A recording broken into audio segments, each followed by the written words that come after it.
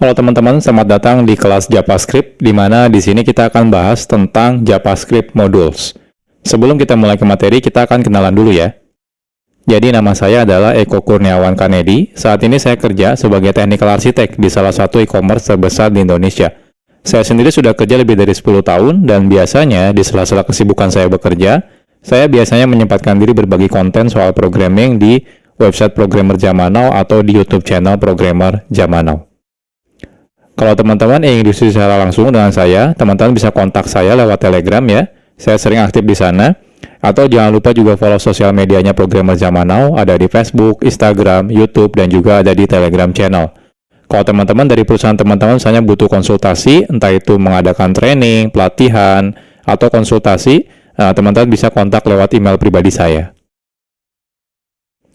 Oke, jadi ini materinya bukan materi JavaScript dasar, jadi pastikan sebelumnya teman-teman sudah belajar kelas-kelas yang sudah saya buat sebelumnya.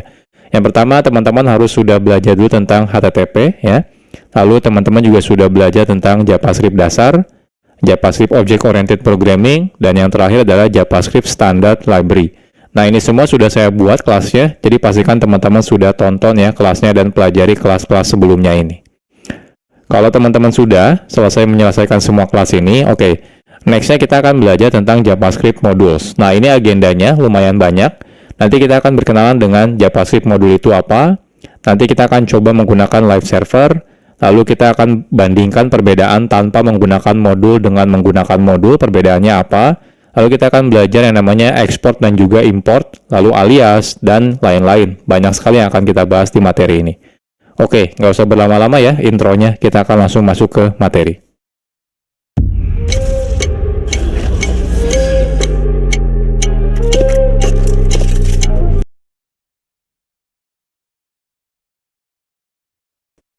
Sekarang kita akan berkenalan dulu dengan JavaScript Modules. Dahulu, kode program JavaScript itu biasanya dimulai dari kode yang kecil dan juga sedikit biasanya ya. Jadi saat kita membuat kode program ya, biasanya ya dimulai dari kodenya yang sedikit dulu. Jadi mungkin jarang sekali kita akan menggunakan kode JavaScript dengan ukuran yang sangat besar dalam satu halaman website. Nah, tapi ya saat ini kebutuhan web ya sudah berbeda. Jadi kalau dulu tuh mungkin kebanyakan aplikasi website itu ya sederhana gitu ya, beda seperti yang sekarang. Kalau sekarang aplikasi web itu sudah sangat kompleks. Jadi kalau teman-teman lihat contohnya aplikasi website seperti toko online gitu ya, streaming online gitu ya, itu semuanya sudah kompleks sekali ya. Jadi lumayan, artinya kebutuhannya sekarang semakin besar ya, penggunaan kode JavaScript. Apalagi dengan banyaknya framework-framework JavaScript, seperti contohnya mungkin nanti teman-teman bakal berkenalan dengan React.js atau AngularJS atau Vue.js, itu adalah framework JavaScript untuk membuat web front-end misalnya ya. Jadi otomatis kebutuhan pembuatan kode JavaScript akan semakin kompleks dan juga semakin besar kodenya. Nah, oleh karena itu, sudah seharusnya saat ini ya, itu saat kita membuat kode JavaScript, kita perlu melakukan yang namanya mekanisme split kode JavaScript atau memotong-motong si kode JavaScript ini. Sehingga tidak terlalu kompleks ya. Jadi tidak ditumpuk dalam satu file yang besar ya. Jadi kita bisa split, artinya lebih modular. Oke, jadi inilah salah satu tujuan adanya fitur JavaScript Modules. JavaScript Modules sendiri ini adalah fitur yang lumayan modern sebenarnya ya. Jadi kalau teman-teman masih menggunakan browser versi lama, mungkin beberapa browser tidak mendukung JavaScript Modules gitu ya. Jadi JavaScript Modules ini merupakan fitur di mana kita bisa membuat modul ya, yaitu adalah kode JavaScript yang bisa digunakan ulang ya untuk kode JavaScript. Jadi biasanya kan kalau kita bikin kode JavaScript mungkin di dalam satu file, ya anggap saja file-file tersebut adalah modul ya. Jadi JavaScript Modules ini diawali sebenarnya dari teknologi yang namanya Node.js. Nah, selanjutnya banyak library yang akhirnya mengadopsi penggunaan JavaScript modul yang dilakukan di Node.js gitu ya. Nah, agar bisa berjalan di web browser tanpa menggunakan Node.js. Nah, contohnya ada library yang namanya CommonJS, ada library namanya AMD, ada Require.js. Itu semua mereka melakukan mekanisme seperti mengadaptasi ya modul yang biasa digunakan oleh si Node.js.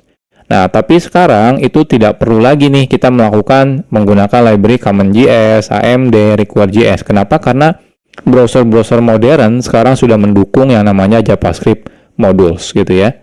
Nah, tapi ya harus hati-hati nih kalau teman-teman masih menggunakan browser yang lama. Itu contohnya menggunakan Internet Explorer. Itu sampai sekarang sudah tidak support ya JavaScript modules. Makanya si Microsoft itu sudah mengganti Internet Explorer menjadi Microsoft Edge. Kalau Microsoft Edge itu sudah mendukung yang namanya JavaScript modules. Tapi kalau teman-teman masih menggunakan Internet Explorer, maka dia belum mendukung tentang JavaScript modules. Nah, jadi secara garis besar, ada dua kata kunci yang biasa digunakan dalam JavaScript modules, yaitu kata kuncinya adalah import dan juga export. Nanti untuk lebih detailnya kita akan bahas di chapter-chapter tersendiri ya. Jadi, sederhananya adalah import itu merupakan kata kunci yang digunakan untuk mengambil sesuatu dari JavaScript module, ya. Nah, sedangkan export itu digunakan sebagai kata kunci yang digunakan untuk memberitahu kalau di dalam modul ini bagian mana yang ingin kita expose keluar, sehingga bisa diimport dari luar modul. Jadi, kurang lebih seperti ini ya JavaScript module. Nah, tenang aja kalau teman-teman masih bingung, nanti tiap chapter kita akan bahas lebih detail gitu ya. Jadi dari mulai pertama nanti kita akan coba bandingkan ya perbedaannya tanpa modul dan menggunakan modul sampai bagaimana cara menggunakan JavaScript modules.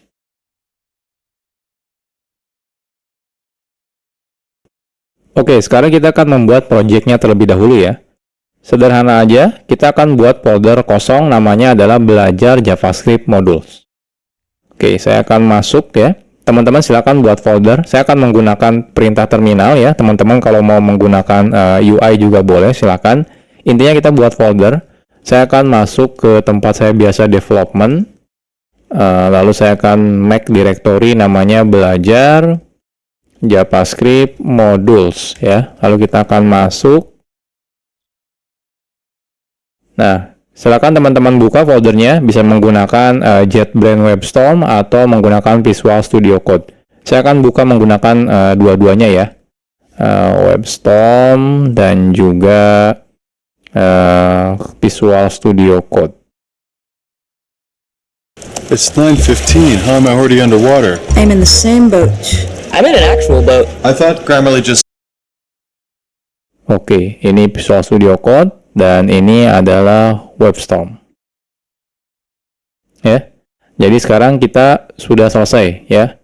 Jadi kita sudah bikin folder kosong ya. Teman-teman boleh gunakan editor mana aja boleh, nggak ada masalah ya.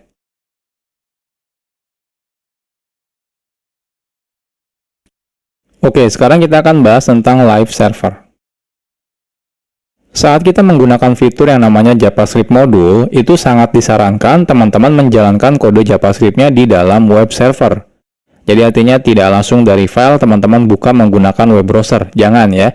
Kenapa? Karena beberapa mungkin tidak akan jalan kalau teman-teman bukanya langsung dari file. Jadi teman-teman harus beneran running dalam mode web server. Nah, hal ini karena spesifikasi dari JavaScript module meminta secara default kode JavaScript perlu di satu domain server yang sama.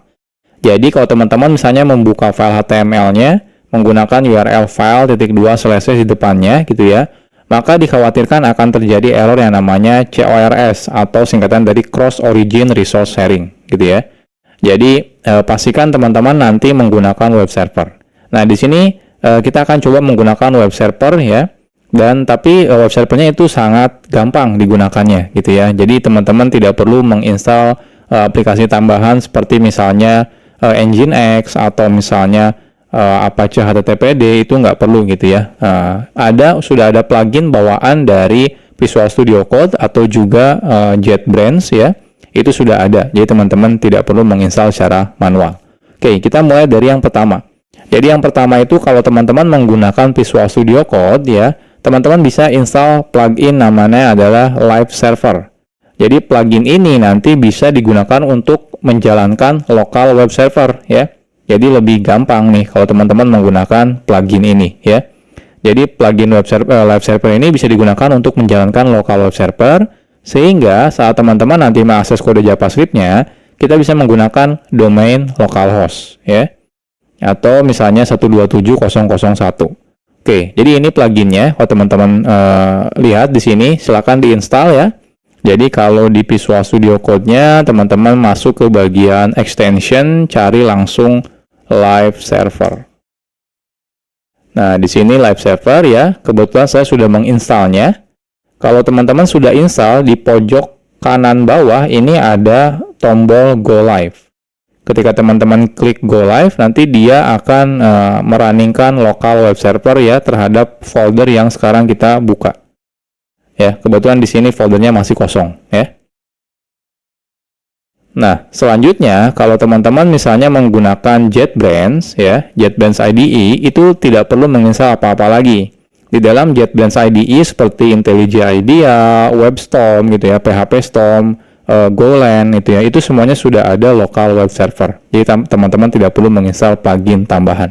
Oke, jadi gimana caranya? Oke. Jadi sekarang saya akan coba buat file HTML di sini ya. File HTML-nya isinya misalnya index. Jadi index HTML. Di sini misalnya belajar JavaScript modules. Oke, saya perbesar. Nah, seperti ini ya. Saya save. Nah, di Visual Studio Code juga sudah ada nih index.html. Ini saya perbesar dulu. Oke. Setelah ini teman-teman kalau di Visual Studio Code dulu ya, kita klik yang tombol Go Live ini. Ketika saya klik, nah lihat dia otomatis membuka browser. Browsernya ini langsung buka 127.0.1 di portnya 5500. Ini udah otomatis jalan menggunakan local web server ya. Nah, bahkan dia bisa auto reload. Jadi kalau teman-teman di sini edit gitu ya, saya tambahkan H1 misalnya belajar JavaScript modul, saya save ya. Nah, lihat dia langsung reload, berubah ya. Perubahannya langsung kelihatan di sini. Jadi ini enaknya kalau menggunakan live server.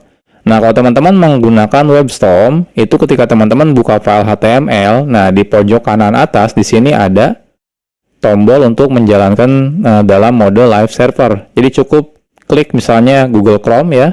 Ketika saya klik Google Chrome di sini, nah dia akan buka Google Chrome. Agak berbeda. Contohnya di sini hostnya menggunakan localhost, portnya 63342, mungkin berbeda ya. Dia biasanya random, beda seperti yang di Visual Studio Code, dia portnya 5500. Kalau yang di JetBrains dia random biasanya. Lalu di sini diikuti dengan nama foldernya biasanya. Kalau di sini enggak, ya enggak ada nama foldernya. Tapi kalau di sini ada nama foldernya. Tapi dia tetap ada hot reload-nya ya. Jadi kalau teman-teman ubah, di sini saya ubah 2 baris, saya save, saya buka browser. Nah lihat, dia otomatis hot reload ya. Jadi langsung ke reload seperti ini ya. Jadi ini mulai sekarang, jadi saya tidak akan menjelaskan lagi ya. Jadi saya pastikan kalau teman-teman nanti menggunakan belajarnya ya di JavaScript modul ini, pastikan selalu menggunakan local web server. Jadi saya ajarkan live server, kenapa? Karena ini yang paling mudah. Teman-teman tidak perlu menginstal aplikasi tambahan. Apakah kamu masih ingat dengan PC MMORPG legendaris Ragnarok Online? Kini hadir kembali di Indonesia dengan versi klasik. 100% tanpa bug, kini bermain lebih nyaman di...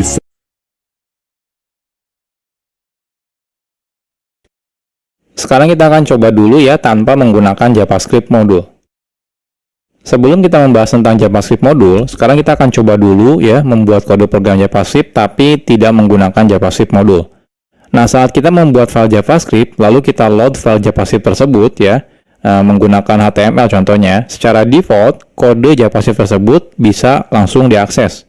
Baik itu misalnya di dalamnya ada variabel atau function atau class, itu secara default bisa langsung diakses ketika kita include ya ke dalam si HTML menggunakan script source misalnya seperti itu. Oke, misal saja kita punya kode JavaScript seperti ini. Jadi kita punya namanya library.js. Isinya ada 2 function, say hello dan say goodbye. Oke, kita akan coba. Jadi di sini saya akan buat satu folder ya. Nama foldernya adalah scripts. Nah, di sini kita akan buat JavaScript file namanya library. Jadi kita akan buat function yang namanya say hello, name,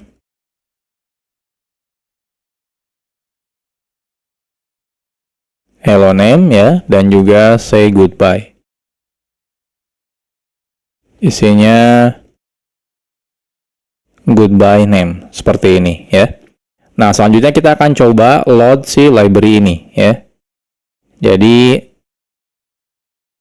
kita akan gunakan library ini ya, kita load menggunakan script source script/library misalnya ya. Lalu secara otomatis kalau kita sudah load ya filenya, secara default otomatis semua yang ada dalam library ini ya, library.js itu akan bisa diakses dari tempat ini ya, tempat di mana kita sudah meload si filenya. Contohnya di sini misalnya say hello dan say goodbye. Oke, kita akan coba. Jadi di sini kita akan buat ya file HTML without module.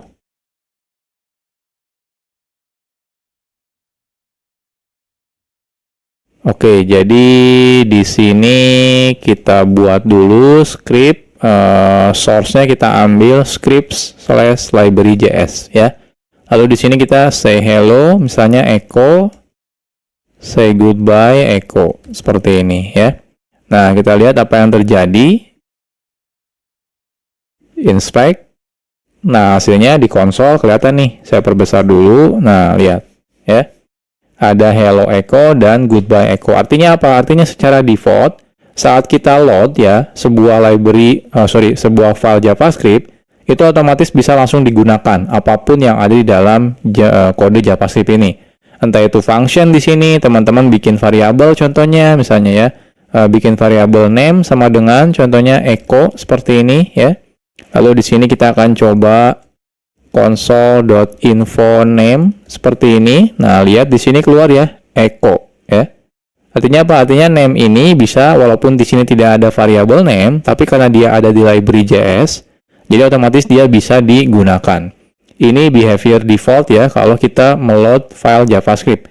Jadi semuanya bisa diakses. Ini kadang-kadang agak sedikit berbahaya, apalagi kalau kita meload misalnya beberapa library JavaScript gitu ya, beberapa file JavaScript, ternyata ada beberapa function yang sama atau juga nama variabel yang sama. Otomatis akan terjadi bentrok. Ya. Nah, salah satunya inilah kenapa kita butuh yang namanya JavaScript modules.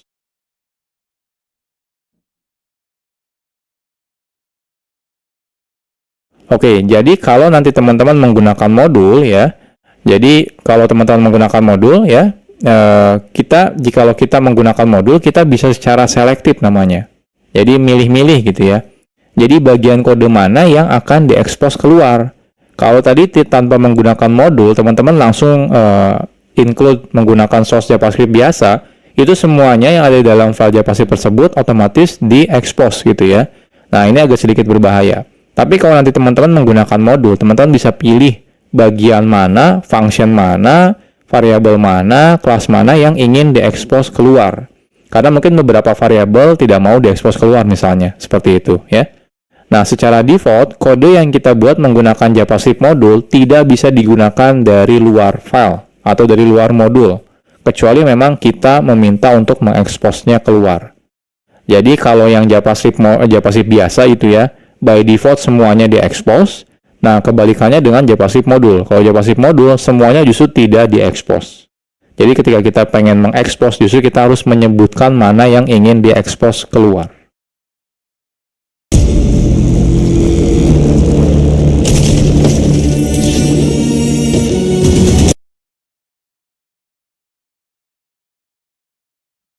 Sekarang kita akan coba buat JavaScript modul. Membuat modul itu sangat sederhana. Kita cukup membuat file JavaScript seperti biasa aja gitu ya. Jadi nggak ada perbedaan sebenarnya saat teman-teman bikin file JavaScript biasa sama JavaScript modul. Yang membedakan adalah saat kita justru meload file JavaScript-nya dari HTML. Kita tidak lagi menggunakan tipenya JavaScript lagi, melainkan tipenya adalah modul ya. Jadi kan biasanya kita script type JavaScript, defaultnya kita ganti menjadi script type modul ya. Oke. Nah, sebelum kita lanjut, nah teman-teman jangan sampai bingung ya. Jadi di sini saya mau bahas tentang file yang JavaScript dan juga modul JavaScript. Jadi kalau teman-teman nanti ketemu dengan file yang namanya .mjs, sebenarnya itu adalah file JavaScript juga ya. Nah, karena file JavaScript modul sebenarnya sama dengan file JavaScript biasa, kadang developer sering membedakan nama filenya. antara JavaScript biasa dengan JavaScript modul ya. Biasanya kalau JavaScript modul, developer biasanya menggunakan file namanya .mjs ya. Jadi modul JavaScript. Nah, hal ini sebenarnya tidak ada kewajiban. Jadi teman-teman boleh tetap menggunakan .js, atau kalau pengen beda nih biar kelihatan ya, ini kalau ini adalah kode modul gitu ya. Jadi kita pakainya MJS, itu nggak ada masalah. Tapi intinya tidak ada kewajiban. Hanya saja agar mempermudah ketika kita dalam development, kita bisa menggunakan nama filenya ya. Jadi tidak menggunakan nama file .js, tapi menggunakan MJS ya. Jadi teman-teman terserah, bebas. Nah, tapi pada kelas ini kita akan tetap menggunakan filenya .js ya. Ya, biar tidak bingung aja gitu ya, terutama buat pemula, loh kok ini filenya .mjs gitu ya. Nah, tapi nanti kalau teman-teman sudah mengerti tentang modul JavaScript, nanti kalau teman-teman suatu saat melihat project orang lain, extensionnya berbeda, misalnya pakainya .mjs, itu tidak ada masalah gitu ya. Jadi entah itu mau menggunakan .js atau .mjs, itu tidak ada masalah ya. Isinya sebenarnya kodenya JavaScript juga, cuma seperti memberitahu aja kalau JavaScript ini isinya adalah modul. Oke, kita akan buat lagi file yang sama seperti yang sebelumnya, cuma bedanya namanya filenya adalah CJS. Isinya apa? Isinya sama persis, tidak ada perbedaannya. Jadi lebih baik kita copy paste saja ya. Jadi dari library JS ini kita akan copy paste di sini menjadi CJS ya. Nah, ini CJS ya. Jadi teman-teman punya say hello dan say goodbye. Nah, lantas sekarang pertanyaannya, apa bedanya tanpa menggunakan JavaScript modul dengan menggunakan JavaScript modul? Jadi yang membedakan adalah cara kita meload JavaScript modulnya ya. Jadi caranya teman-teman tambahkan modul di sini. Jadi type-nya itu modul. Karena defaultnya kalau teman-teman tidak menggunakan type, itu type-nya adalah JavaScript. Nah, kita ganti type-nya menjadi modul. Jadi perbedaannya cuma itu saja sebenarnya. Nah, sekarang kita akan coba. Jadi di sini saya akan buat file baru namanya with module ya. With module. Lalu di sini saya akan copy paste yang dari without module ya. Nah, yang membedakan adalah di sini berarti ini ada yang error sepertinya. Oh, kode bodinya. Lalu di sini type-nya yaitu adalah modul seperti ini ya. Jadi bedanya cuma itu saja sebenarnya ya. Nah, sekarang kita coba running. Oke, harusnya jangan ke sini, bentar. Running. Inspect. Kita lihat. Nah, di sini error. Errornya kalau teman-teman perhatikan adalah say hello is not defined. Jadi ketika kita manggil say hello, ternyata loh kok di sini dibilang tidak didefinisikan. Jadi artinya apa? Artinya say hello itu tidak ada loh. Tapi kan kita ada nih di library JS. Oke, salah ya. Ini CJS. Saya save tetap error sih. Tapi kan ada ya di CJS. Ini ada say hello dan di sini ada say goodbye. Pertanyaannya kenapa? Kenapa error ya? Oke, kita lihat lagi ke slide.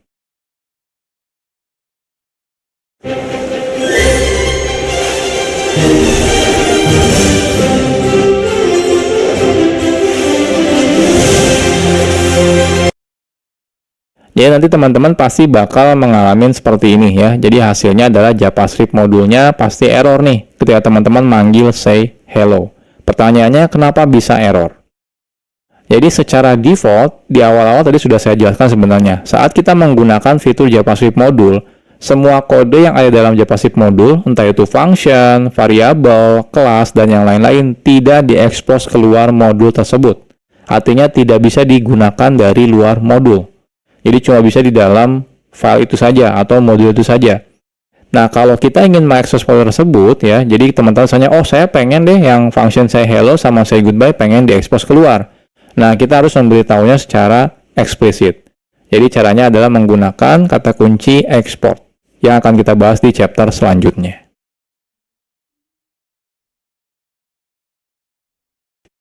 Sekarang kita bahas tentang export. Export itu merupakan kata kunci yang digunakan untuk mengekspos kode yang ada dalam modul ya. Jadi mengekspos keluar. Nah, export itu biasanya ditambahkan di awal sebuah variabel kah, function, atau juga kelas. Jadi ketika teman-teman membuat function, depannya kasih export kalau teman-teman merasa ingin mengekspos function ini keluar modul. Artinya apa? Artinya bisa digunakan di luar modul, ya. Oke, contohnya yang sebelumnya, contohnya kita punya yang say hello dan say goodbye. Jadi kalau teman-teman merasa oke, function ini ingin saya expose keluar, teman-teman cukup gunakan kata kunci export di depannya.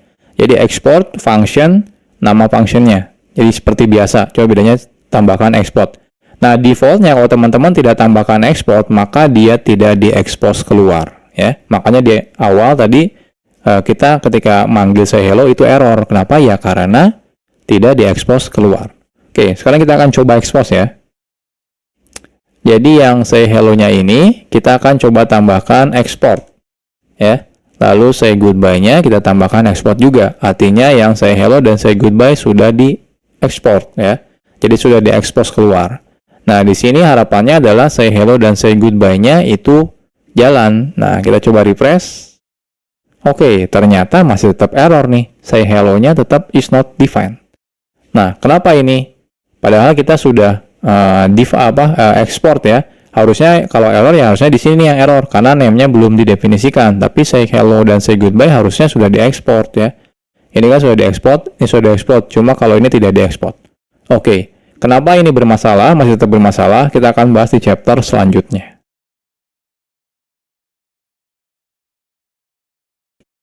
Oke, sekarang kita bahas tentang import. Export itu digunakan untuk mengekspos kode yang ada di dalam modul ke luar modul. Nah, jikalau kita ingin menggunakan kode yang sudah diekspos yang dari modul tersebut, kita perlu menggunakan kata kunci yang namanya import.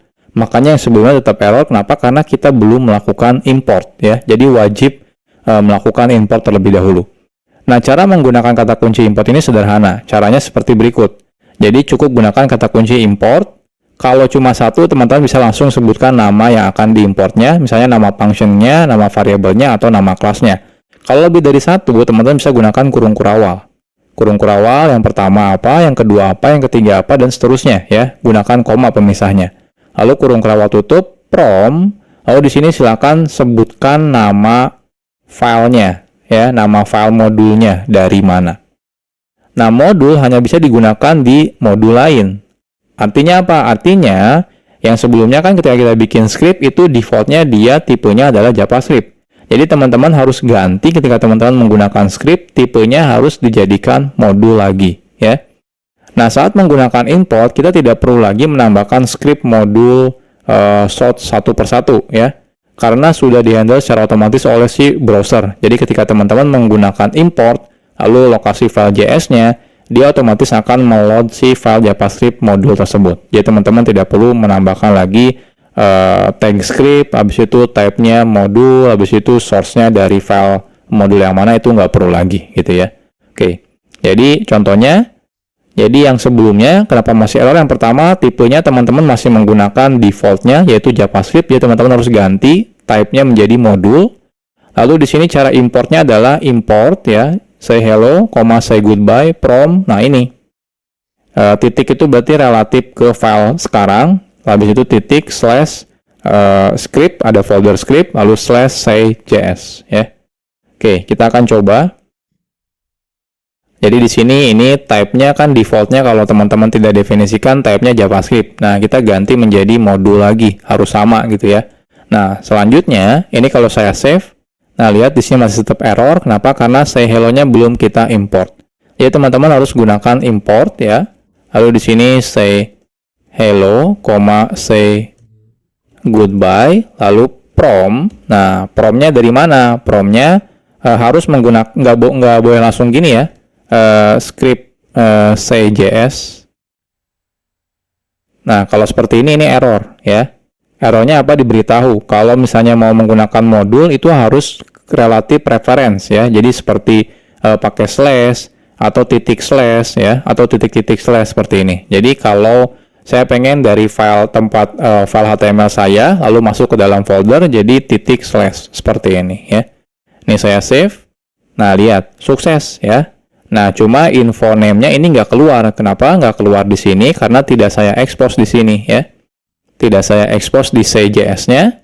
Selain itu juga di sini tidak saya import ya. Jadi kalau di sini teman-teman paksa import name seperti ini akan error gitu ya.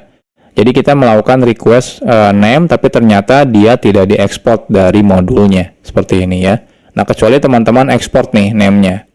Nah, di sini export seperti ini ya. Nah, ini baru jalan nih console info name-nya keluar ya, echo seperti ini. Jadi sederhana ya menggunakan JavaScript modul itu. Cukup di file modulnya teman-teman lakukan ekspor dan di tempat yang teman-teman butuhkan lakukan import.